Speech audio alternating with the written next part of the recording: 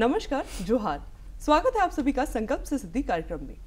दोस्तों, इस कार्यक्रम के माध्यम से हम आपकी मुलाकात ऐसी पर्सनालिटी से करवाते हैं जिन्होंने अपने जीवन में एक संकल्प लिया था। उस संकल्प को पूरा करने के लिए उनके अंदर एक जुनून आया और उन्होंने उस कार्य को सिद्ध किया। आज इसी क्रम में हम आपकी मुलाकात करवाने जा रहे हैं जीवन बोध एग्रोटेक के फाउंडर श्री प्रसन्नजीत कुमार जी से। तो प्रसन्नजीत जी, बहुत बहुत स्वागत है आपका हमारे स्टूडियो में। बहुत बहुत धन्यवाद मैडम। प्रसन्नजीत जी, पहले तो आप हमें ये बताइए कि जीवन बोध एग्रोटेक जो आपका स्टार्टअप है, इसका क्या कंसेप्ट है और कैसे ये लोगों को सर्व करता है? मैम देखिए, जीवन बोध एग्रोटेक जो है बेसिकली हमारा एग्रीकल्चर प्रोडक्ट पे हम लोग वर्क करते हैं और सबसे ज़्यादा खास बात यह है कि हमारा मेन फोकस जो है मेडिसिनल प्लांट्स के प्रोडक्ट्स पे ही रहता है। देखा जाए तो अभी के टाइम पे जिस समय से कोविड का हमारा जो संक्रमण का ऐसा दौर चला, उसके बाद से लोगों का जो जागरूकता है औषधीय पौधों के ऊपर प्रति जो है काफ़ी ज़्यादा रहा। उस जागरूकता को देखते हुए हमने कुछ मेडिसिनल प्लांट्स पे वर्क किया और कुछ उनका प्रोडक्ट को हमने मार्केट पे लेके आया। बात करें प्रसन्नजीत जी, अगर आपके स्टार्टअप के नाम की जीवन बोध एग्रोटेक, तो इसका नाम आपने किस कंसेप्ट के साथ इसका नाम रखा जीवन बोध एग्रोटेक? क्या यूनिकनेस है इसके नाम के पीछे? नाम के ऊपर यूनिकनेस देखा जाए तो सबसे पहला कि जीवन बोध नाम से ही जाहिर है कि जो जीवन पे ही कॉन्सेप्ट रखा हुआ है, और एग्रोटेक से देखा जाए तो जो खेती से जुड़ा हो। और सबसे खास बात की ये है कि जीवन बोध जो है इसमें मेरे पूर्वजों का भी नाम छिपा हुआ है, जिसमें जीवन मेरे परदादा और बोध यानी मेरे अपने दादा का नाम छिपा हुआ है इसमें। बात करें अगर हम आपके स्टार्टअप की शुरुआत की जर्नी के बारे में, तो आपने जीवन बोध एग्रोटेक को शुरू करने से पहले मतलब क्या ऐसा कुछ माइंडसेट डेवलप हुआ आपका? कब आपको ऐसा लगा कि जीवन बोध एग्रोटेक स्टार्टअप शुरू करने की मुझे ज़रूरत है, लोगों को इसकी ज़रूरत है सोसाइटी में? सबसे पहले तो मैं बताना चाहूँगा कि मैं कृषि स्नातक बीएससी एग्रीकल्चर का स्टूडेंट रह चुका हूँ और 2019 में तो मेरी पढ़ाई पूरी हुई है। लेकिन इस मेडिसिनल प्लांट्स के पीछे का जो मेरा दौर रहा वो 2018 से ही मैंने शुरुआत की थी इसकी। सबसे पहले तो मैंने नोनी पे काम किया और नोनी के बाद हमने 2019 में जैसे जैसे हमने नोनी पे काम अपना बढ़ाया, अपना जो काम स्टार्ट किया नोनी के बारे में, तो हमारा 2019 में हमने स्टीविया पे वर्क चालू किया। स्टीविया के बारे में जैसे हमें पता चली तो 2019 में हमने जीवन बोध एग्रोटेक को रजिस्टर्ड करवाया गवर्नमेंट के ये में एमएसएमई के ये उद्यम आधार के थ्रू, और धीरे धीरे फिर हमने इस पे स्टार्टअप पे स्टीविया को लॉन्च करके मार्केट में अवेलेबल करवाया और आज अच्छे खासे स्तर पे हमारा काम चल रहा है इसका। प्रसन्नजीत जी, आप हमें ये बताएं कि अभी अभी आपने नौनी की चर्चा की, तो नौनी क्या है और क्या इसका महत्व है? क्या ये झारखंड में उपलब्ध है? क्या इसकी खेती झारखंड में होती है? अगर हाँ तो कैसे, और अगर ना तो भी कैसे? हमें उसके बारे में थोड़ा सा बताइए। सबसे पहले तो मैं बताना चाहूँगा कि नोनी, जिसका बोटैनिकल नेम मोरिंडा सिट्रीफोलिया है, इसको हम इंडियन मलबेरी के नाम से भी जानते हैं। ये एक तटीय क्षेत्र का पौधा है जो हमारे झारखंड, जाहिर सी बात है कि हमारा झारखंड जो है पठारीय क्षेत्र में आता है। और बेसिकली क्या है कि हमारे इंडिया में, हमारे भारत में इसका जो तटीय क्षेत्र के इलाके में पाया जाता है, जैसे कि तमिलनाडु है, कर्नाटक है, उड़ीसा जैसे जगहों पे ये आसानी से पाया जाता है तटीय समुद्र के किनारे। तो जो जब 2018 में जब नोनी पे बात आई, ये मेरे पिताजी श्री विवेकानंद जी के द्वारा मुझे सुनने को मिला कि नोनी भी एक औषधीय पौधा है। और तो पिताजी के द्वारा आपको नोनी की जानकारी मिली? जी। ओके। तो मुझे पता चली कि ये इसे संजीवनी, 21वीं सदी की संजीवनी बूटी भी कहा जाता है, या एक बोल सकते हैं गुमनाम संजीवनी। तो इसकी खोज आपने कैसे की और किस समय की नौनी की खोज? 21वीं सदी की संजीवनी बूटी के नाम से हम इसे जान रहे हैं, इसकी खोज आपके माध्यम से हुई, तो आपने कब और कैसे किया? 2018 में मैंने इसके बीज उड़ीसा से मंगवाए, क्योंकि उड़ीसा इसका तटीय क्षेत्र में इसका वहाँ से आसानी से पाया जाता है। तो उसका बीज मंगवा के हमने झारखंड में अपने बोकारो में इसके पौधे तैयार करने की कोशिश की।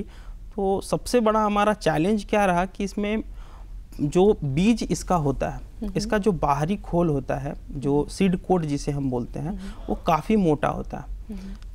सबसे पहला कि जो उड़ीसा के जो फेवरेबल कंडीशन में जहाँ ये पाया जाता है, वहाँ पे इसे अंकुरन होने में 6 महीने का समय लगता है बीज से। तो सबसे बड़ी बात है कि झारखंड में अगर उड़ीसा में 6 महीने हैं, तो झारखंड में वो कितने समय, झारखंड में तो फेवरेबल कंडीशन मिल भी नहीं पा रहा, तो वो कितने समय तक जाएगा। तो हमने एक छोटा सा नुस्खा अपने जो पढ़ाई में जो हमने पढ़ा था, जो अपने ग्रेजुएशन के समय पे, H2SO4 का इस्तेमाल, सल्फ्यूरिक एसिड का इस्तेमाल, तो हमने देखा कि उसका जो बाहरी आवरण है सल्फ्यूरिक एसिड के इस्तेमाल से, उसके बस पल भर के लिए उसका यूज़ किया जाता है। पानी के साथ एक साथ में प्रवाह करके बीज पर गिराया जाता है, जिससे उसका बाहरी आवरण जो है वो टूट जाता है, और उससे जो अंकुरन जो है बीज का, उसे निकलने में उसे सहायता मिलती है। तो हमने देखा कि झारखंड में हमने 40 से 50 दिनों में ही इसका अंकुरन अपने बोकारो में करवा लिया, और करीब 1 साल काफ़ी मशक्क़त करने के बाद हमने पौधे को सही ढंग से खड़ा करवा पाया, और आज 2023 में काफ़ी अच्छा फसल भी है, और उस पर हम बहुत सारे शोध अभी भी कर रहे हैं। मतलब वहाँ पे जो 6 महीने लगता था, यहाँ पे आपने 40-50 दिनों में ही उस बीज के अंकुरन को, नौनी के बीज के अंकुरन को पॉसिबल कर दिया। यस। अगर हम बात करें नौनी के प्रचलित होने की, नौनी के महत्व को लोग जाने, इसके लिए आपने किस दिशा में कदम बढ़ाए अपने स्टार्टअप के माध्यम से? तो देखा जाए तो सबसे पहले कि लोगों तक इसके मेडिसिनल वैल्यूज़ को और नौनी के बारे में बताने के लिए हमें बहुत सारे देखना पड़ता है कि आखिर लोगों तक उस बात को पहुंचाया कैसा जाए।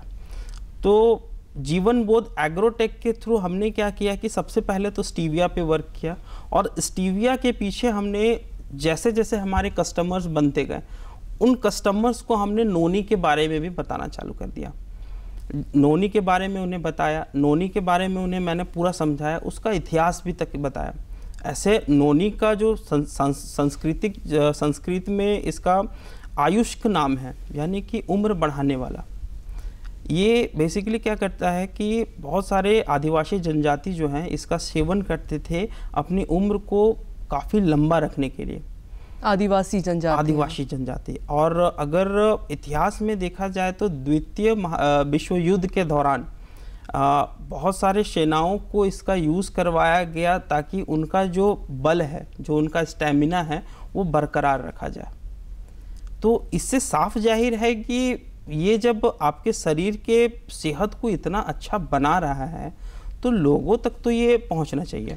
अगर हम बात करें प्रसन्नजीत जी, आपके प्रोडक्ट्स जो हैं, स्टीविया है या अदर मेडिसिनल प्रोडक्ट्स हैं, उसके लिए आप रॉ मटेरियल्स किस तरह से व्यवस्था करते हैं? क्या उन रॉ मटेरियल्स की आप खेती करते हैं, करवाते हैं? किस तरह से उनकी व्यवस्था हो पाती है? देखिए, स्टीविया पे मेजर फोकस किया जाए तो हमारे झारखंड में जब हमने स्टार्ट किया था, तो हमने कुछ किसानों को ये अपने संस्था बनो किसान के तरफ से फ्री में उपलब्ध करवाया, और देखा, हमने कोशिश की कि इसकी खेती करके। तो स्टीविया का जो है, जो नॉर्मली हमारे भारत में ये राजस्थान में, मध्य प्रदेश और छत्तीसगढ़ में बहुतायत में पाए जाते हैं, किसान इसकी खेती करते हैं।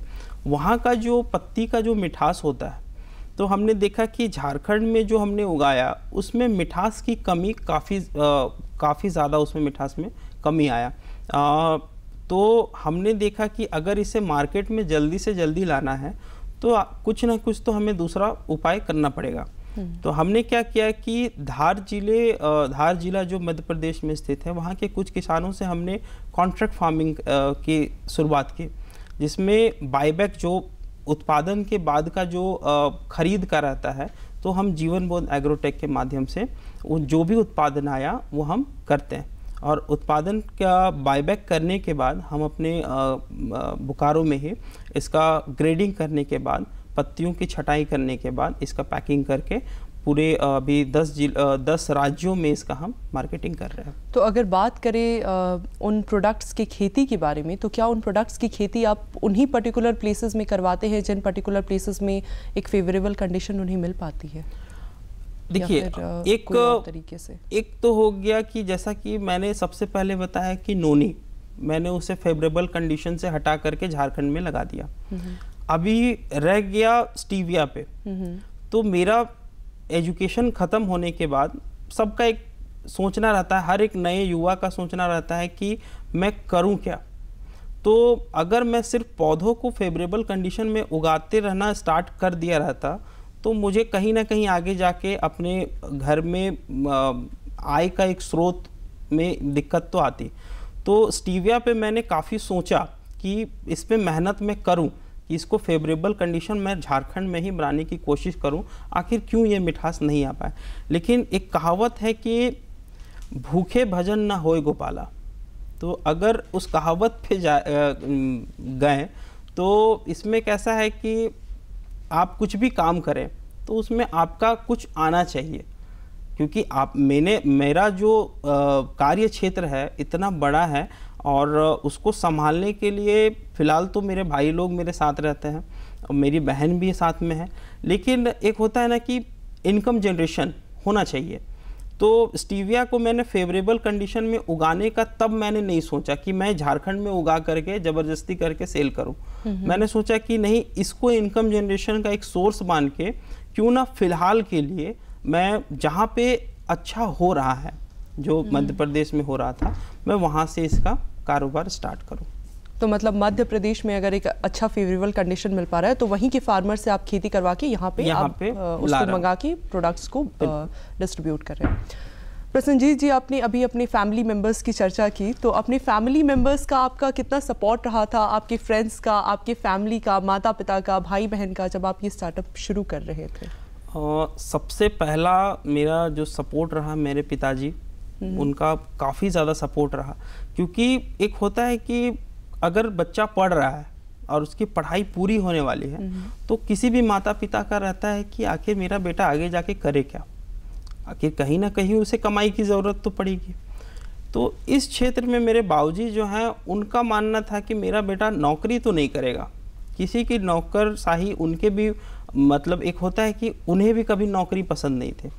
वो भी एक ऐसे कह सकते हैं कि 2004 में वो एक ऐसे किसान हैं, भले उनके पास एग्रीकल्चर की डिग्री नहीं है बट कृषि का लगाव उनका काफ़ी रहा। और 2004 में उन्होंने स्पाइरुलिना जैसे सुपर फूड जिसको कहा जाता है उसे झारखंड में इंट्रोड्यूस करवाया और उनका भी काफ़ी ज़्यादा नाम रहा स्पाइरुलिना को देखते हुए। तो सबसे बड़ी प्रेरणा मेरे बाबूजी ही हैं। और रहा बात की स्टार्टअप में और मेरे अन्य कार्यों में, जो भी मेरा अभी संस्था है, बनो किसान है, जीवन बोध एग्रोटेक है, मेरा जो शोध का जो भी मैं पौधों पे शोध अभी कर रहा हूँ। शोध की अभी जैसे आपने बात करी, तो क्या आपकी स्टार्टअप का कोई रिसर्च विंग भी है जिसको आप डेवलप कर रहे हैं या जिसके माध्यम से आप अपने स्टार्टअप को और आगे बढ़ा रहे हैं? रिसर्च विंग देखा जाए तो ऐसा मेरे पास कोई खास रिसर्च विंग नहीं है। जैसे हमने देखा है कि अपनी स्टार्टअप के अंतर्गत आप ब्लैक टोमेटो, ब्लैक टर्मरिक पे रिसर्च कर रहे हैं फिलहाल, तो किस तरह से आप इसको मतलब आगे ले जा रहे हैं या किस तरह से इसकी प्रक्रिया हो पा रही है? देखिए, जैसा सबसे पहले चीज़ कि मैंने नोनी के बारे में बताया, मैंने स्टीविया के बारे में बताया, ये तो चलिए आज काफ़ी अच्छे मुकाम पे स्टीविया है और नोनी पे हमारा कार्य चलती ही जा रहा है। तो जो ब्लैक टर्मरिक है, मेरा भी मानना रहता है कि हमेशा मतलब हर दिन कुछ नया हो, तो इसी को देखते हुए मैंने ब्लैक टर्मरिक पे भी काम चालू किया। और ब्लैक टर्मरिक पे देखा जाए तो ब्लैक टर्मरिक क्या है और कैसे ये मतलब अलग हो रहा है, आपके एक मेडिसिनल पर्पस को सर्व कर रहा है? ब्लैक टर्मरिक, ब्लैक टर्मरिक जो है आपका नॉर्मल जो टर्मरिक होती है, नॉर्मल जो पीली हल्दी हम जो खाने में इस्तेमाल करते हैं, उसमें तो एंटीबायोटिक्स तो ऑलरेडी बहुत ही ज़्यादा मात्रा में पाई जाती है, लेकिन उसके मुकाबले में काली हल्दी में उससे 20 गुना ज़्यादा एंटीबायोटिक्स पाए जाते हैं। ब्लैक टोमेटो की बात करें तो ब्लैक टोमेटो कैसे, मतलब एक मेडिसिनल प्रॉपर्टी में आप उसको रिसर्च करके आगे बढ़ा रहे हैं? ब्लैक टोमेटो पे देखा जाए तो जो नॉर्मल टमाटर हम खाते हैं वो आपको 20 से 40 रुपए, या गर्मी थोड़ा सा और महंगा जब हो गया तो 60-70 रुपए किलो तक में अवेलेबल हो जाता है। लेकिन जो ब्लैक टोमेटो है, काला टमाटर जो है, वो जहाँ पे होता है, मैंने अभी तक जहाँ तक मैंने देखा कि झारखंड में तो अभी फिलहाल किसी किसान ने इसको स्टार्ट नहीं किया था।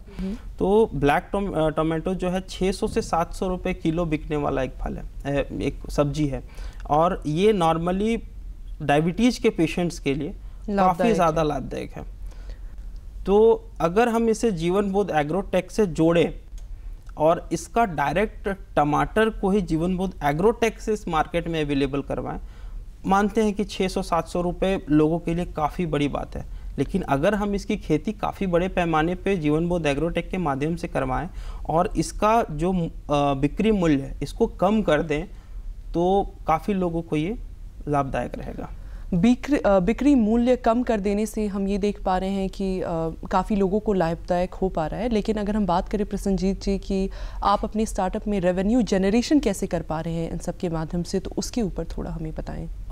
रेवेन्यू जनरेशन बेसिकली जो है हमारा मेन स्टीविया से आ रहा है। स्टीविया से जो है मेन हमारा प्रोडक्ट है जीवन बोध स्टीविया मीठी तुलसी।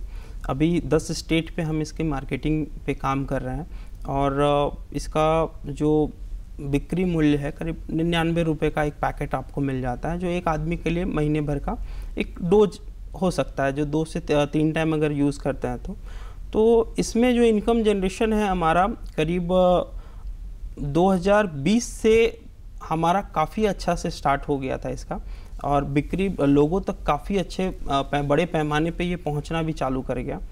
तो इसमें हमारा अच्छा खासा एक इनकम जनरेशन भी हो रहा है। सरकार की बहुत सारी स्कीम्स होती हैं स्टार्टअप को लेकर, तो क्या ऐसी किसी स्कीम का फ़ायदा आपको अभी तक मिल पाया है? जीवन बोध एग्रोटेक के माध्यम से तो हमने सरकार की अभी किसी भी स्कीम का फ़ायदा लिया नहीं है। एक्चुअली मिलने का तो हमें मिल सकता था, लेकिन फ़िलहाल हमने लिया नहीं है। लेकिन जीवन बोध एग्रोटेक का एक और विंग हमारा है, जीवन बोध इंडस्ट्रीज़, जिसमें हम स्क्रबर मैन्युफैक्चरिंग हमारा यूनिट है बोकारो में ही। तो उस पर हमने PMAGP प्रधानमंत्री एम्प्लॉयमेंट जनरेशन प्रोग्राम के तहत हमने एक यूनिट स्टार्ट किया हुआ है। अगर हम बात करें आपके एम्प्लॉयमेंट की कि डायरेक्टली या इनडायरेक्टली आपने कितने लोगों को अभी रोज़गार से जोड़ कर रखा हुआ है अपनी स्टार्टअप में? डायरेक्टली देखा जाए तो हमारा पैकेजिंग यूनिट में करीब 6 से 10 महिलाएं काम करती हैं और 3 से 4 पुरुष उसमें काम करते हैं, जो सिर्फ पैकेजिंग यूनिट का है। और मार्केटिंग के लिए सिर्फ झारखंड में बात करें तो 250 से 300 लड़के लड़कियां जो हैं हमारा मार्केटिंग का काम करते हैं, जो कमीशन बेस्ड पे रहता है। और अगर 10 राज्यों में बात करें तो करीब 600 से 700 लोग जो हैं या लड़के लड़कियां जो हैं वो हमारे मार्केटिंग क्षेत्र पे काम कर रहे हैं कमीशन बेस्ड पे। तो क्या इन लड़के लड़कियों में जो कॉलेज में पढ़ रहे छात्र और छात्राएं होती हैं या पास आउट्स होते हैं, तो कॉलेज में पढ़ रहे छात्र छात्राएं भी इसमें शामिल हैं? बिल्कुल, इसमें बहुत सारे कॉलेज के छात्र छात्राएं भी शामिल हैं।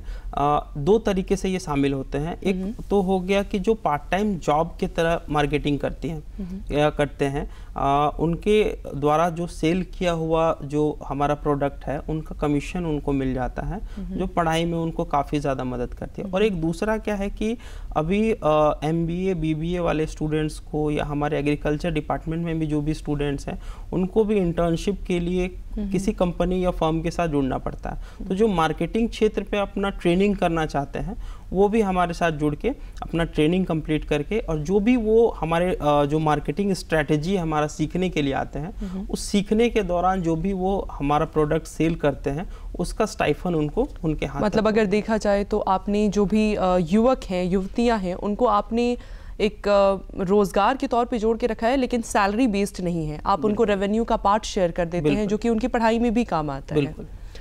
प्रसन्नजीत जी, अगर हम बात करें कि आपके चैलेंजेस की कि स्टार्टअप स्टार्ट करने के साथ कौन कौन सी ऐसी चैलेंजेस हैं जिसको आपने फेस करा जो आप हमसे साझा करना चाहेंगे? स्टार्टअप में अगर चैलेंज की बात करें तो सबसे पहला तो मेरा चैलेंज नोनी का ही रहा है। और नोनी को तो मैंने बड़ी मशक्क़त से उसको यहाँ पे झारखंड में उगाया। उसके बाद स्टार्टअप में देखा जाए तो स्टीविया एक काफ़ी बहुत से लोगों के लिए एक नया चीज़ है। बहुत से लोग सोचते हैं कि आखिर स्टीविया है क्या। तो स्टार्टिंग में हमारा सबसे बड़ा रहा कि लोगों तक इसे पहुँचाया कैसा जाए। तो हमने घर घर जाकर, आज के डेट में देखा जाए तो हर घर में शुगर के पेशेंट, डायबिटीज़ के पेशेंट या ब्लड प्रेशर के पेशेंट या डाइजेशन से रिलेटेड इशू के पेशेंट्स हर घर में आपको मिल जाएंगे। 2 से 3 लोग जो हैं वो मधुमेह से ग्रसित हैं। तो स्टीविया जो है बेसिकली मधुमेह के लिए या डायबिटीज़ जो है या फिर ब्लड प्रेशर है या फिर डाइजेशन से रिलेटेड इशू के लिए काफ़ी कारगर है।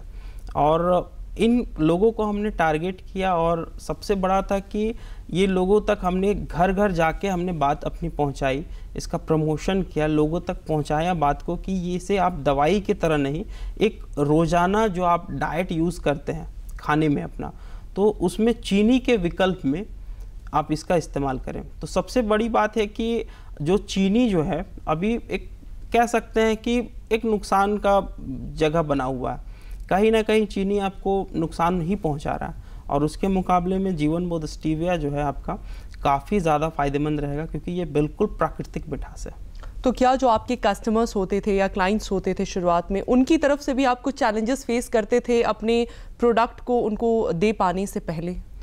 बिल्कुल, चैलेंजेस तो रहती ही हैं। रीज़न क्या है कि लोग जो है ना किसी भी चीज़ को अडॉप्ट करने से पहले एक बार सोचते हैं कि आखिर है क्या ये। एक बार सबसे पहले कि नया चीज़ है तो लोग आप पे विश्वास नहीं करेंगे और उनके ऊपर विश्वास जगाने का मतलब है कि उसमें आपको खुद कूदना पड़ेगा। अगर देखा जाए तो स्टीविया को लोगों तक पहुंचाने के लिए मैंने कई बार लोगों को चाय भी पिलाई है स्टॉल्स अपने लगा करके, ताकि लोग इसका मिठास जो है वो जान सके। क्योंकि कोई भी आदमी आपका सीधे अपना पैसा खर्चा करके आपका प्रोडक्ट नहीं लेगा। जब तक आप उसे फ्री में उसका टेस्ट हो या फिर उसका जो इम्पोर्टेंस है आप उसे दिखाएंगे नहीं तो प्रोडक्ट आपका वो जाएगा नहीं। प्रसन्नजीत जी, आपकी स्टार्टअप में या किसी भी स्टार्टअप में लोगों का विश्वास जीतना एक सबसे पहला एक कदम होता है, तभी वो आपके प्रोडक्ट को एक्सेप्ट करते हैं। तो लोगों के विश्वास को बनाए रखने के लिए एक टाइम पे उन्हें डिलीवरी इंश्योर कर पाना कैसे पॉसिबल हो सकता है? क्योंकि हम कई बार आपके प्रोडक्ट्स में देख रहे हैं कि कुछ रॉ मटेरियल्स ऐसे भी हैं जो कि सीजनल है, जिनका ग्रोथ एक पर्टिकुलर फेवरेबल सीजन में ही होता है। तो आप उन रॉ मटेरियल से फिर प्रोडक्ट्स बनाकर कैसे उनकी डिलीवरी आप टाइम पे इंश्योर कर पाते हैं कस्टमर सेटिस्फैक्शन के लिए? देखा जाए तो इसमें स्टीविया पे बात करें, सबसे पहले तो मैं स्टीविया पे ही बात करूंगा कि स्टीविया पे बात करें तो जो हमारा कस्टमर का टाइम टू टाइम डिलीवरी है, जो भी लड़के हमारे मार्केटिंग पे वर्क करते हैं वो डोर टू डोर सर्विस पे ही वर्क करते हैं। हमारे पैकेट्स पे नंबर दिया हुआ है। ऑनलाइन भी आप अगर स्टीविया सर्च करते हैं तो जीवन बोध स्टीविया आपको गूगल पे मिल जाएगा। तो जैसे ही आप उसमें नंबर पे हमें कॉल करते हैं, अपना एड्रेस बताते हैं, 24 आवर्स में हम आपको स्टीविया डिलीवर करते हैं। इसके साथ साथ भी अगर अदर प्रोडक्ट्स पे जाएं, ब्लैक टर्मरिक या नोनी पे जाएं, तो इसका कैसा है कि नोनी पे मार्केट में मैंने खुल के कोई एक स्पेशल ब्रांड बना करके मैंने लोगों को नहीं दिया। रीज़न क्या है कि इसका मैंने देखा कि लोग जूस तो काफ़ी बहुत सारी कंपनियों का यूज़ कर रहे हैं जो प्योरिटी के साथ नहीं देते हैं। तो मैंने सोचा कि क्यों ना इसे प्योर बनाने के लिए थोड़ा सा और इस पे रिसर्च किया जाए। इसके साथ साथ ही नोनी ऐसा पौधा है जिसका सिर्फ फल ही नहीं, इसकी पत्तियां, इसकी जड़, इसके पेड़ का जो खाल है, इसका फूल है, सभी औषधीय गुणों से भरपूर है। तो हम अभी लगे हुए हैं, जुटे हुए हैं कि इसमें और भी औषधीय गुण निकाल करके इसके अदर जो भी प्रोडक्ट का पार्ट का जो भी हम लोग प्रोडक्ट बना सकें उसे बनाकर हम मार्केट में लाने का। तो इस रिसर्च में जो आप लगे हुए हैं, क्या आप मतलब अकेले ही इसमें एक रिसर्च कर रहे हैं और लगे हुए हैं, आपके साथ और भी कोई लोग हैं? देखा जाए तो इसमें मेरे पीछे ऐसा कोई ऐसे लोग तो है नहीं। जो भी कर रहे हैं कि लैब वगैरह में, सबसे पहले तो मैं बताऊंगा कि औषधीय से मेरे घर का पुराना रिश्ता है। मेरी माताजी जो हैं मालती देवी, वो एक औषधीय आयुर्वेदिक वैद्य हैं। अगर देखा जाए तो मेरा जितना अभी एज है, मैं अभी 26 साल का हो चुका हूँ और मेरी माताजी का जो वर्क एक्सपीरियंस है करीब 26 साल का है। मेरे जन्म के साथ उनका जुड़ा हुआ है, औषधियों के साथ उनका भी नाता जुड़ा हुआ है। तो उनके द्वारा ही हम अभी धीरे धीरे जान पा रहे हैं कि नोनी में क्या क्या फ़ायदे हैं। तो धीरे धीरे उनसे जो जान रहे हैं। मेरे बाबूजी का भी कुछ औषधियों से जुड़ाव है, तो वो भी हमें कुछ बता रहे हैं। और साथ ही अगर कहीं पे मैं अटक जाता हूँ, कहीं पे मैं फंस जाता हूँ जहाँ मुझे थ्योरेटिकल आइडियाज़ या फिर वैज्ञानिकों की सलाह लेनी पड़ती है, तो वो भी मैं लेता हूँ। प्रसन्नजीत जी, आप हमें ये बताइए कि अभी तक तो आप यहाँ आ चुके हैं, इसके बाद अब और आगे कहाँ तक जाना है? आगे देखा जाए तो इसमें कैसा है कि मेरा तो सबसे पहला है कि मैं उन पौधों पे काम करूं जो काफ़ी बहुमूल्य हो, या यूँ कह सकते हैं कि यूनिक हो, और सबसे खास हो कि उसमें मेडिसिनल प्रॉपर्टीज़ भरपूर रहे।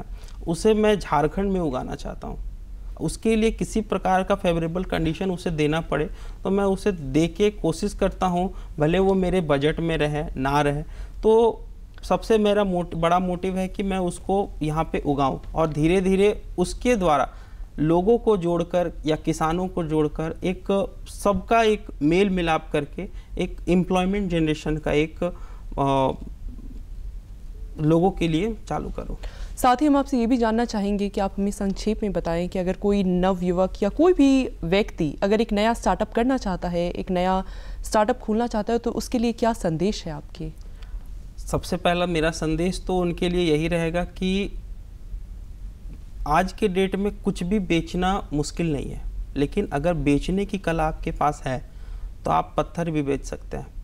और कुछ भी बेचने या स्टार्टअप स्टार्ट करने से पहले आप कोई भी नवयुवक जो हैं वो मार्केटिंग का स्ट्रैटेजी और मार्केट की अवेलेबिलिटी कि आखिर मार्केट में कस्टमर्स को क्या चाहिए, इसका एक बार वो पता करके देखें।